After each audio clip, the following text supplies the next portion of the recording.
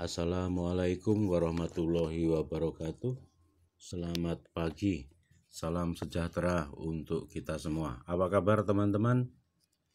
Saya harap semua dalam keadaan sehat walafiat, bisa beraktivitas seperti biasa. Selamat berjumpa lagi di channel ini. Baiklah, di bagian yang pertama setelah kita saksikan sekilas, kita bisa lihat bahwa tangkapan air irigasi dari arus utama Sungai Progo bisa kita lihat sepanjang kira-kira 200 meter dari jembatan Kamijoro ke selatan. Namun sesampai di kolam pengaturan saluran di Dam Ngantru atau Taman Belanda, saluran tersebut masuk ke dalam tanah dan tidak bisa terlihat lagi. Di bagian 2, hasil belusukan ke Bendung Kamijoro kali ini akan saya tampilkan keunikan-keunikan struktur irigasi di tempat keluarnya air yang muncul ke atas permukaan tanah setelah terbenam sepanjang kira-kira 2 km.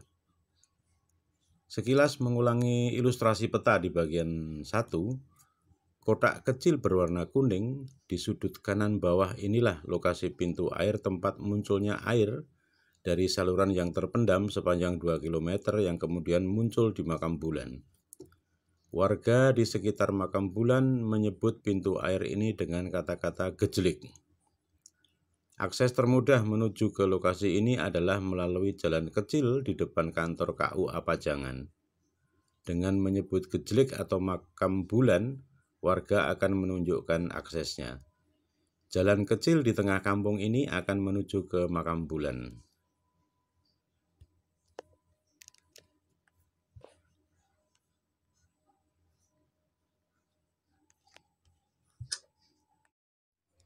Inilah Makam Bulan ini. Makamnya kecil, tetapi karena mungkin makam tua, maka makam ini masuk di dalam daftar cagar budaya. Terlihat beberapa batu nisan terbuat dari batu andesit besar dengan bentuk-bentuk yang berbeda dibandingkan dengan batu nisan buatan modern.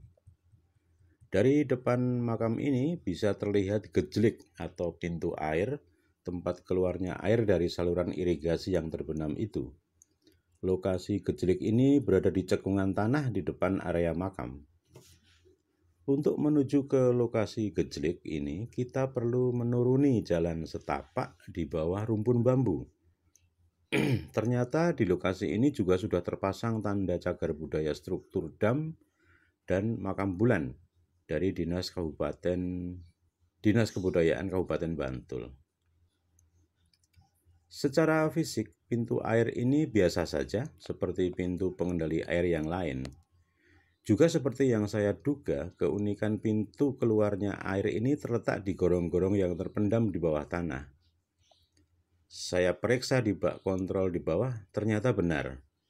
Airnya berwarna coklat keruh, muncul menggelegak dari gorong-gorong di bawah tanah ke permukaan untuk kemudian mengalir ke saluran irigasi yang membujur dari barat ke timur untuk kemudian berbelok ke selatan.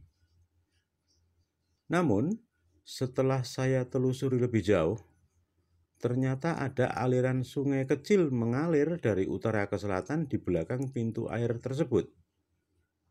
Saya menjadi bingung. Terus air yang mengalir ke saluran irigasi itu air dari mana?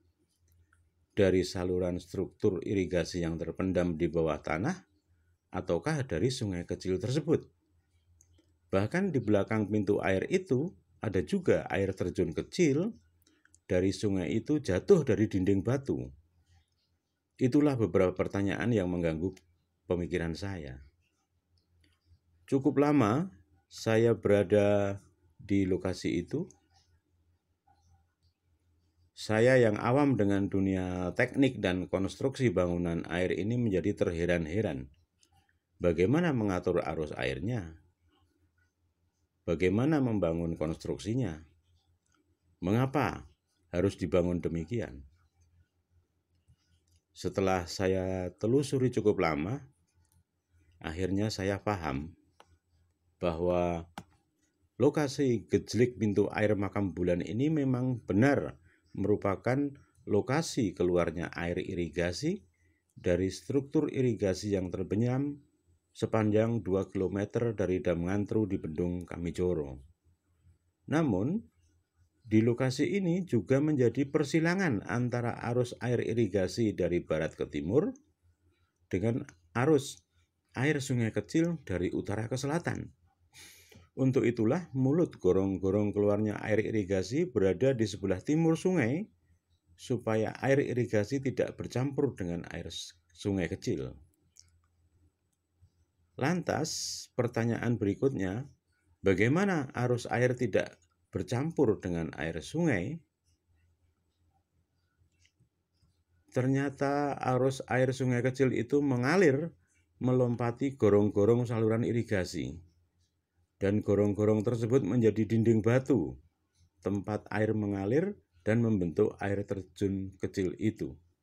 Kita bisa saksikan bahwa warna air yang mengalir di dua aliran itu berbeda. Air yang keluar dari struktur irigasi terbenam itu berwarna coklat dan mengalir deras, sama dengan warna air yang masuk ke gorong-gorong di Dam Ngantru.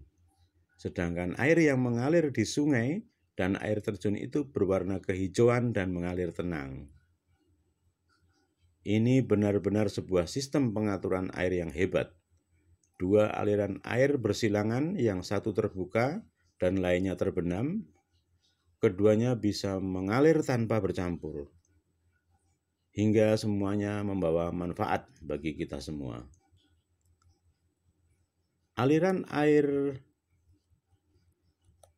irigasi yang berwarna coklat mengalir deras dari Bendung Kamijoro ini, selanjutnya mengalir ke selatan, menembus desa Petilasan Ki Ageng Mangir, menyeberangi Sungai Bedok yang langsung tumpah ke Sungai Progo di Legoan Ngancar. Lagi-lagi, struktur gorong-gorong terbenam digunakan di sini untuk mengalirkan air irigasi ini di bawah Sungai Bedok. Demikianlah teman-teman hasil penelusuran saya atas keunikan struktur irigasi terbenam dari Bendung Kamijoro. Terima kasih atas waktunya untuk menikmati video ini. Terima kasih juga atas subscribe, share, like, dan komennya. Kita jumpa lagi di video-video selanjutnya. Salam sehat selalu untuk kita semua. Terima kasih. Wassalamualaikum warahmatullahi wabarakatuh.